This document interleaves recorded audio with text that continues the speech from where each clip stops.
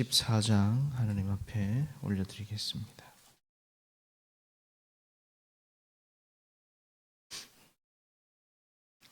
찬송가 314장입니다. 내 구주 예수를 더욱 사랑 엎드려 비는 말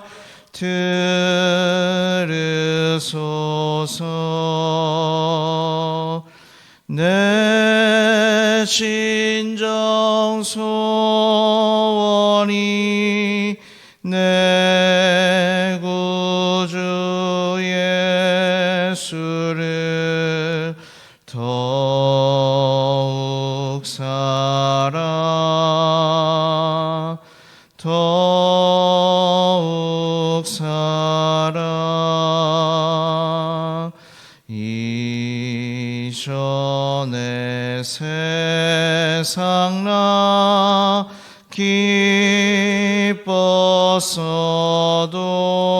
기뻤어도 지금 내 기쁨은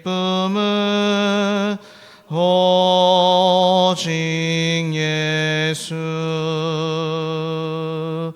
다만 내 비는 말 내 구주 예수를 더욱 사랑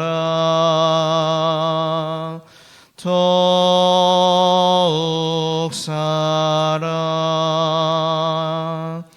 이 세상 떠날 때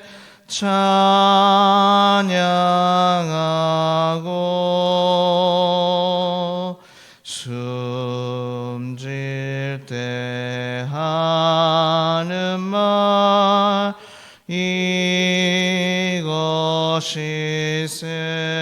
이것일세. 다만 내 비는 말 내 구주 예수를 더욱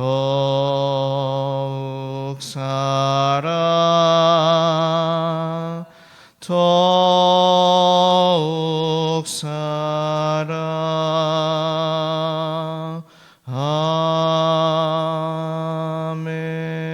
아멘. 오늘 말씀은 역대하 30장 말씀입니다. 역대하 30장 1절에서 12절까지 말씀입니다. 구약 696페이지에 있습니다.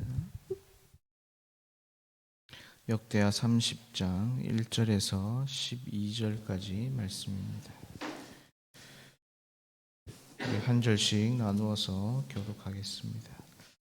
제가 먼저 1절 읽겠습니다. 히스기야가 온 이스라엘과 유다의 사람을 보내고 또 에브라임과 므낫세의 편지를 보내어 예루살렘 여호와의 전에 와서 이스라엘 하나님 여호와를 위하여 유월절을 지키라 하니라. 왕이 방백들과 예루살렘 온 회중과 더불어 의논하고 둘째 달이 유월절을 지키려 하였으니 이는 성결하게 한 제사장들이 부족하고 백성도 예루살렘에 모이지 못하였으므로 그 정한 때에 지킬 수 없었습니다.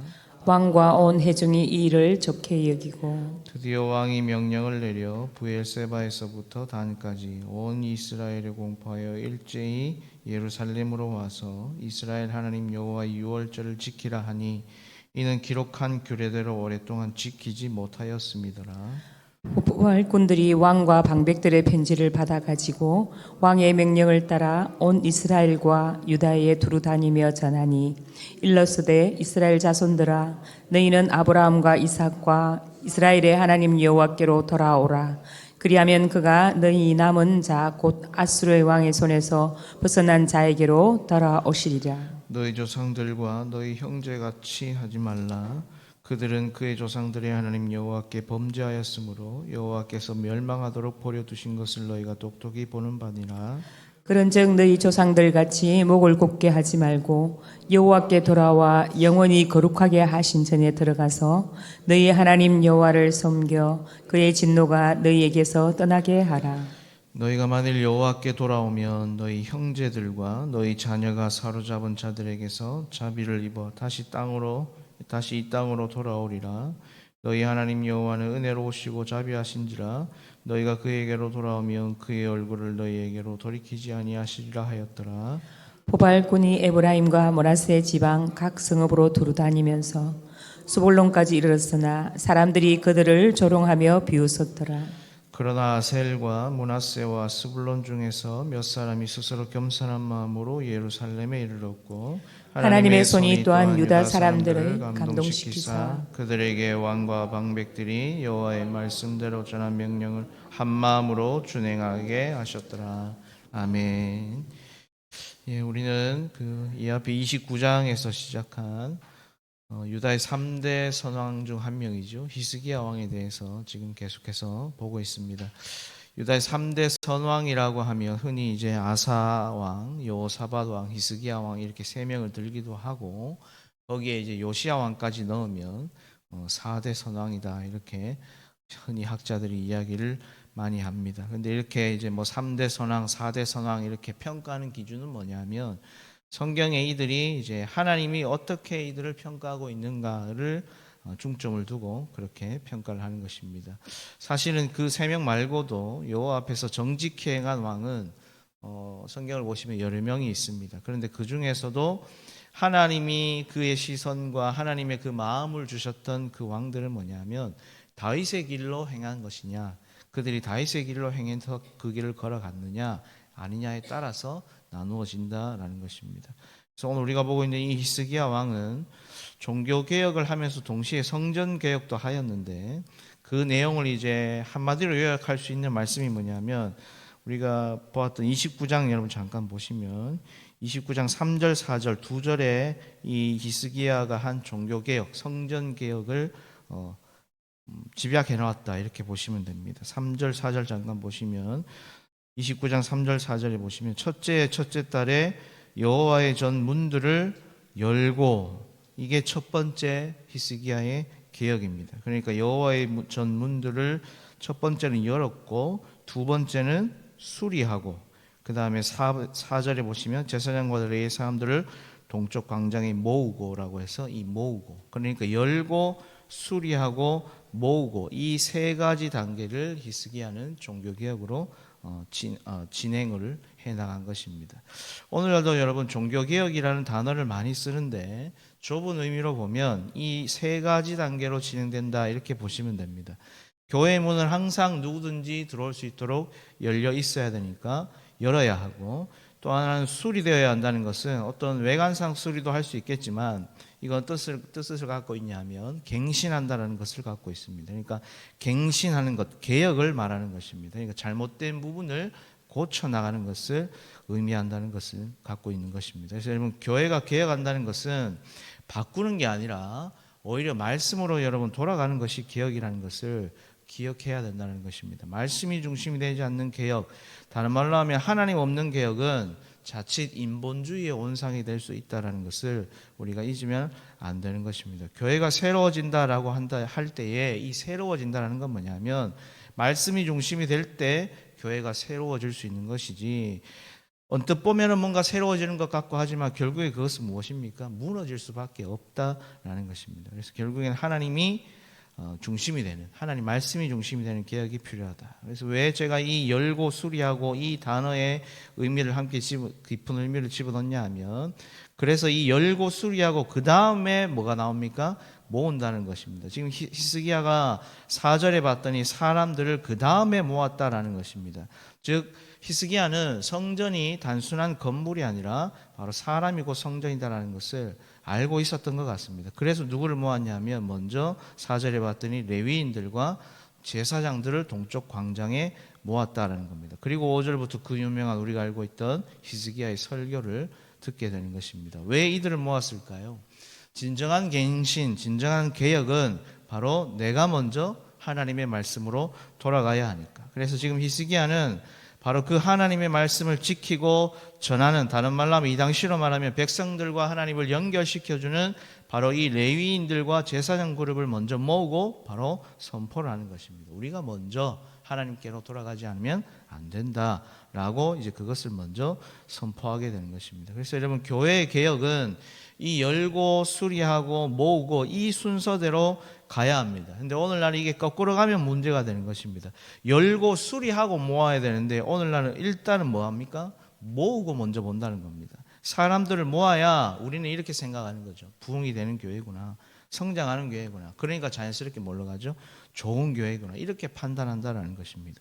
교회를 옮길 때도 보면 큰 교회 하는 이유가 대부분이 바로 그러한 이유입니다. 그런데 하나님의 관심은 반대라는 것입니다. 사람들을 모으는 것은 제일 나중입니다. 먼저 이 교회가 열려있는 교회인가, 다른 말로 하면 지고와를 막론하고 잘 살든 못 살든 누구나 올라올 수 있는 교회인가, 그리고 바로 그 교회는 말씀으로 갱신되는 교회인가, 하나님은 그것을 먼저 보신다라는 것입니다. 그 다음에 하나님께서 보았을 때에 어떻게 됩니까? 합당하면 하나님께서 반드시 그 영혼을 붙여주신다. 그것이 하나님의 인도하심이고 계획이다라는 것입니다. 오늘 저와 여러분이 속한 우리 교회를 위해서도 여러분 기도할 때 이 기도 제목을 가져야 됩니다. 하나님, 우리 교회가 하나님 앞에, 말씀 앞에, 그리고 이웃에게 열려있는 교회가 되게 하시고, 두 번째는 우리 교회가 하나님 앞에서 날마다 갱신되는 교회, 말씀으로 수리되는 교회, 말씀으로 새로워지는 개혁되는 교회가 될 수 있도록 은혜 베풀어 달라고 우리가 그렇게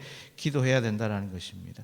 그래서 오늘 이 30장으로 넘어와서 히스기야가 그렇게 열고 수리하고 모은 이 여호와의 성전에서 가장 먼저 무엇을 하려고 합니까? 바로 하나님이 정하신 절기, 유월절을 지키려고 한다라는 것입니다. 근데 여기서 재밌는 건 뭐냐면, 히스기야는 여러분 남유다의 왕입니다. 남유다의 왕인 히스기야가 1절에 보시면 온 이스라엘과 유다에게 사람들을 보냈다라는 것입니다. 여기 1절에 나오는 온 이스라엘은 북이스라엘을 말하는 건데, 왜 남유다 왕이 북이스라엘이라는 남의 나라에 이 사람을 보내냐라는 것입니다. 거기다 1절에 나오는 에브라임과 므낫세는 북이스라엘 지파죠.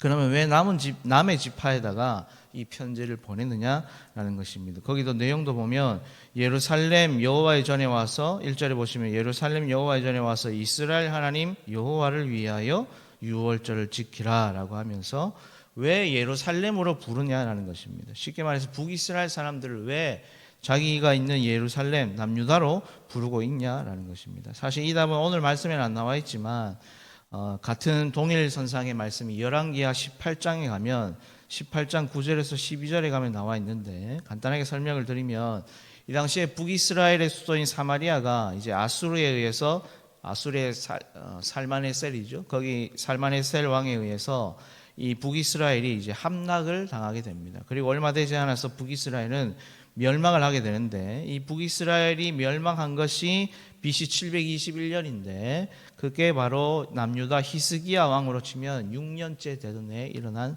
사건입니다. 그러니까 예전에 한번 말씀드렸는데, 이 북이스라엘을 멸망시킨 아수르는 혼혈 정책을 폈습니다. 이게 얼마나 악한 거냐 하면, 아수르 사람들을 북이스라엘로 대거 이주를 시켜가지고 거기서 북이스라엘과 섞이도록 만드는 것입니다. 그래서 하나님의 백성 이스라엘이라는 이 종족의 씨를 말려버릴 작정으로 혼혈 정책을 쓴 것입니다. 그런데 지금 이 히스기야가 이 편지를 보낸 이때는 어쨌든 북이스라엘이 망해가고 있는 이 시기였기 때문에 아직까지는 이스라엘 백성들의 순수 혈통이 남아있을 때죠. 그들에게 지금 히스기야는 편지를 보내어서 너희가 이제 나라가 없지 않느냐, 이것을 얘기하는 겁니다. 조롱하는 것이 아니라 오히려 히스기야가 지금 더 담대하게 이야기하는 겁니다. 우리가 지금 남과 북 따질 때가 아니다. 그러니까 함께 와서 하나님 앞에 유월절을 지키자. 다른 말로 하면 함께 예배를 드리자라고 지금 이제 편지를 보내게 되는 것입니다. 이 당시에 북이스라엘의 초대 왕이 여로보암인데, 이 여로보암 이후로 유월절을 지키지를 못했습니다. 왜냐하면 베델과 단에 금송아지를 만들어 놓고 이게 하나님이다라고 해서 절대로 예루살렘으로 올라가지 못하도록 만들어 버렸기 때문에 유월절을 지키지 못했던 것입니다. 그런데 이제 나라가 망해버렸고 왕이 없으니까 남유다의 히스기야가 그것을 알고 편지를 보내서 아직 함께 할 수 있는 이스라엘 백성들에게 어떻게 합니까? 여기로 와서 예루살렘으로 올라와서 함께 유월절을 지키자, 그렇게 지금 말을 하고 있는 것입니다. 근데 여기 재미있는 표현이 1절에 보시면, 다시 한번 보시면 이스라엘 하나님 여호와를 위하여 유월절을 지키라라고 이 표현을 하고 있다는 겁니다. 지금 여기서 말하는 이스라엘 하나님 여호와를 위하여 할 때, 여기 이스라엘은 북이스라엘을 말하는 게 아니라 남북 이스라엘 전체를 통칭하는 겁니다. 그러니까 이제 원래대로 돌아가자, 이 말을 하고 있는 겁니다. 하나님의 백성, 다시 원래 하나님의 자녀로 돌아가서 우리가 남북 따지지 말고 함께 이스라엘 하나님 여호와를 위하여 유월절을 지키자라고 고백을 하고 있다는 것입니다. 왜 히스기야가 이 말을 하냐면, 조금 전에 말씀드렸지만 북이스라엘은 여로보암 때부터 유월절을 지키지 못했지만, 그러면 반면에 남유다는 유월절을 지켰으니까 신앙이 좋은 거냐, 이 말입니다. 그렇지 않다라는 겁니다. 왜냐하면 남유다는 유월절을 지키긴 했지만 그 안에 뭐가 있냐면, 북이스라엘 너희는 우상 숭배하지, 너희는 하나님 안 섬기지, 유월절도 못 지키지, 그러니까 나라가 망하잖아. 근데 우리는 우리는 하나님이 지켜주잖아. 우린 유월절 지킬 수 있으니까 하나님이 은혜 주시잖아. 그러니까 우리는 이렇게 잘 살지 라고 하는, 이 뭐라고 할까요? 이 개인적, 그러니까 나를 위하여 지키는 것과 똑같은 그러한 상황에 있는 것입니다. 그래서 여러분, 우리도 예배를 드릴 때에 이러한 모습을 잘 생각해야 되는 게, 나를 위해서 절기를 지키고 나를 위해서 예배하고 나를 위해서 하나님을 끌어다가 붙이는 인생을 살아가고 있다면 우리의 신앙도 거꾸로 가고 있다는 겁니다. 우리의 신앙이 나 잘되기 위해서 하나님을 도깨비 방망이로 이용하고 있는 것과 여러분 똑같을 수도 있다라는 겁니다. 물론 여러분, 신앙의 회복은 유월절을 못 지키던 사람들이 유월절을 지키는 것이 회복의 시작인 것은 맞습니다. 우리로 말하면 코로나 때 모여서 예배를 드릴 수 없다가 다시 모여서 예배를 드리고 절기를 지키는 것, 여러분 그것이 신앙의 회복인 것은 맞습니다. 그런데 신앙의 회복이 여러분 그것으로 끝나면 안 되고 더 깊이 들어가야 됩니다. 무엇입니까?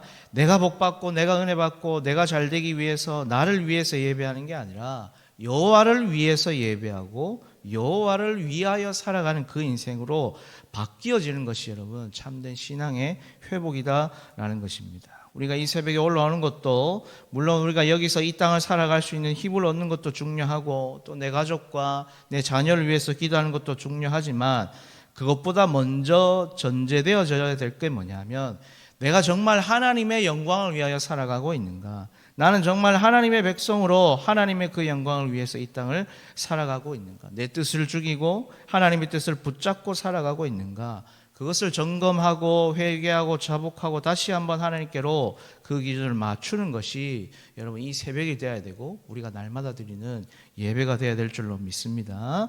이것이 회복되어져야 된다라는 것입니다. 그래서 이 히스기야가 3대 선왕에 들어가는 것은 뭐냐면, 단순히 유월절을 지켜서가 아니라 여호와를 위하여 유월절을 지켰다라는 것을 여러분 우리가 꼭 기억해야 된다는 것입니다. 근데 여기서 히스기야가 유월절을 지키고자 하는데 2절과 3절에 봤더니 왕이 방백들과 예루살렘 온 회중과 더불어 의논하고 둘째 달에 유월절을 지키려 하였으니 라고 해서, 이제 이 히스기야가 봤을 때 이게 안 되겠다 싶으니까 둘째 달로 이 유월절을 미루어 버렸다라는 것입니다. 율법에는 반드시 출애굽한 후 첫째 달 14일이 유월절입니다. 근데 지금 히스기야는 자기가 봤을 때 이게 못 지킬 것 같으니까 둘째 달로 미루어 버렸다라는 것입니다. 그리고 그 이유가 봤더니 제사장들이 부족하다는 이유와 또 한 가지는 백성이 예루살렘에 다 모이지 못했기 때문이라는 그 이유를 들고 있습니다. 일단 왜 둘째 달로 미룰 수밖에 없냐 하는 이유는 우리가 충분히 이해할 수 있습니다. 왜냐하면 우리가 보았듯이 북이스라엘로 보발꾼들에게 편지를 들려보내는 자들을 말하는 겁니다. 보발꾼들에게 편지를 들려보내고 그 소식을 듣고 북이스라엘 사람들이 이렇게 내려오는데 여러분 또 그냥 내려올 수 있습니까? 아수르를 뚫고 와야 되잖아요. 그러니까 시간이 걸릴 수밖에 없는 것은 충분히 이해할 수 있습니다. 그런데 아무리 그렇다 해도 히스기야 마음대로 여러분 유월절을 바꾸면 됩니까? 그러면 안 되는 것이죠. 그런데 사실은 이런 부분에서도 히스기야의 어떤 신앙을 볼 수 있는데 뭐냐면, 이 부분도 히스기야는 지금 하나님의 말씀을 갖고 온 겁니다. 뭐냐면 오늘 우리 말씀에는 없는데 민수기 9장에 가면 9장 10절 11절에 가면 하나님께서 유월절을 지킴에 있어서 예외 조항을 둔 게 있습니다. 예를 들면 시체를 만지는 것 같은 그런 어떤 행위로 부정해졌거나 자기가 부정해졌거나 또는 타국에 갔다가 맞춰서 돌아오지 못했을 때는 둘째 달 14일에 지킬 수 있는 예외 조항을 하나님께서 민수기에 이미 법으로 만들어 두신 겁니다. 근데 왜 이렇게 예외 규정을 두셨냐라는 것이죠. 한 주도 아니고 두 주도 아니고 한 달이잖아요. 그죠? 한 달이라는 예외 조항을 두신 이유가 뭘까? 여기서 여러분 우리는 하나님의 마음을 좀 엿볼 수 있어야 됩니다. 뭐냐면 하나님은 예배를 드렸다라는 게 중요한 게 아니라 그 중심을 보신다라는 것입니다. 예배를 얼마나 많이 드리느냐 아니면 오래 드렸냐 보다 한 번을 드려도 그 속에 하나님을 향한 갈망과 그 은혜, 여호와의 영광을 위하여 살아가기를 소망하는 그 믿음의 중심, 그것을 보신다라는 겁니다. 그래서 단순히 어떤 절차를 지키는 것이 중요한 것이 아니라 예배하고자 하는 그 마음, 중심을 보시기 때문에 여호와를 위하여 유월절을 지킬 수 있도록 하나님께서 충분히 그 시간을 유예시켜 주는 것입니다. 오늘 히스기야도 오랫동안 지금 닫혀있던 성전문을 열었습니다. 그리고 수리함, 개혁했습니다. 그리고 멀리 있는 사람들을 모으기까지 시간이 걸리기 때문에 바로 이 민수기 9장에 나와 있는 이 하나님의 말씀이 율법을 가져온 것입니다. 그랬더니 어떠한 일이 났느냐? 4절에 보시면 30장 4절에 보시면 왕과 온 회중이 이 일을 좋게 여기고 이렇게 나오는 것입니다. 이게 무슨 말입니까? 이 히스기야 왕의 의도를 알고 모든 백성이 히스기야와 같은 마음, 한 마음으로 된 것입니다. 이게 바로 여러분 하나님 나라의 회복의 단면이다 이렇게 볼 수 있는 것입니다. 바른 하나님의 말씀이 선포되고 그 말씀으로 나라를 다스릴 때 온 나라가 히스기야와 같은 마음이 되는 것입니다. 물론 10절에서 12절까지 보면 그 편지를 받은 북이스라엘 사람들의 반응은 엇갈렸습니다. 어떤 자들은 소식을 듣고 겸손한 마음으로 올라온 자들도 있지만 그렇지 않은 자들도 있다는 것을 보여주고 있습니다. 이것은 그만큼 지금 북이스라엘이 얼마나 하나님과 멀어져 있는가를 보여주는 그러한 모습이기도 합니다. 그래서 여러분들이 이 역대기를 잘 보시면 북이스라엘에 대한 언급이 거의 없습니다. 열왕기서에는 남유다 한 명, 북이스라엘 한 명 이렇게 교차해 가면서 나와 있는데 이 역대기에는 북이스라엘의 언급 자체가 거의 없습니다. 왜 그렇습니까?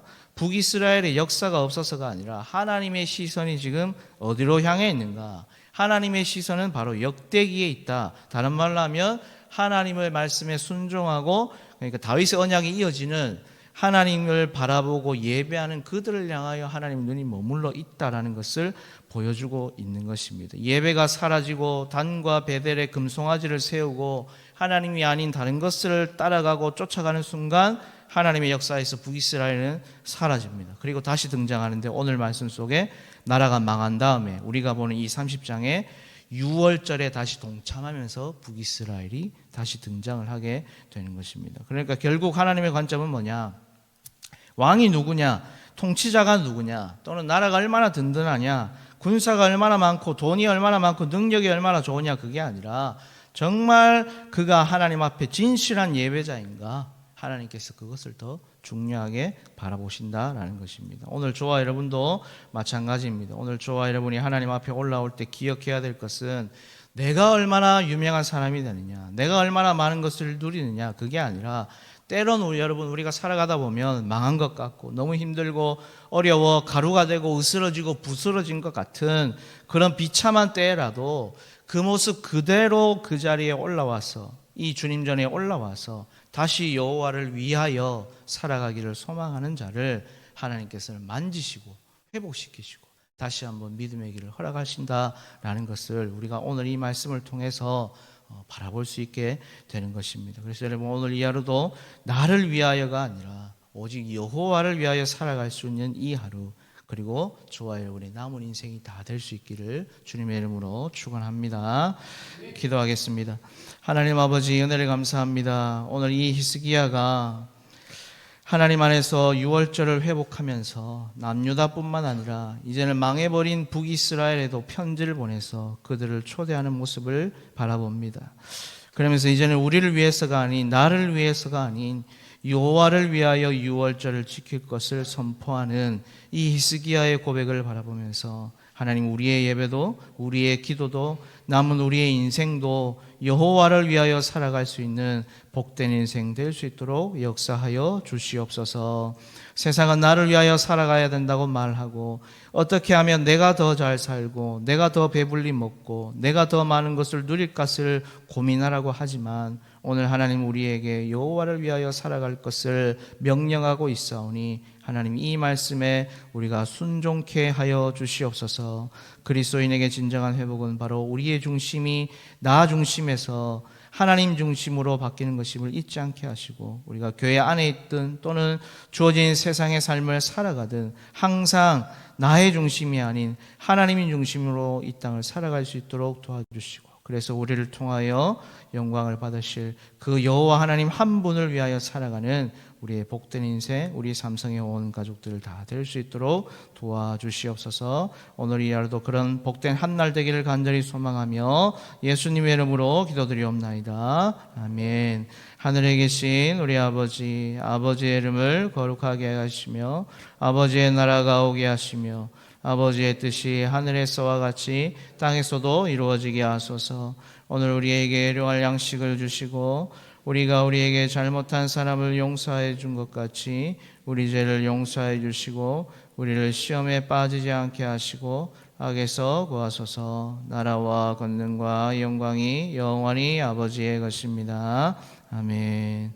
들은 말씀 가지고 기도하시고, 오늘은 우리가 파송한 선교사님들과 또 후원하고 있는 국내외 개척교회 및 기관 선교를 위해서 기도하는 날입니다. 위하여서 기도해 주시고, 우리 교회가 그리스도의 사랑으로 지역사회를 섬기며 또 복음의 능력으로 전도의 사명 감당하는 그런 교회 될 수 있도록 은혜 베풀어 달라고 기도하시고, 다가오는 10월 26일이 우리 초청 주일입니다.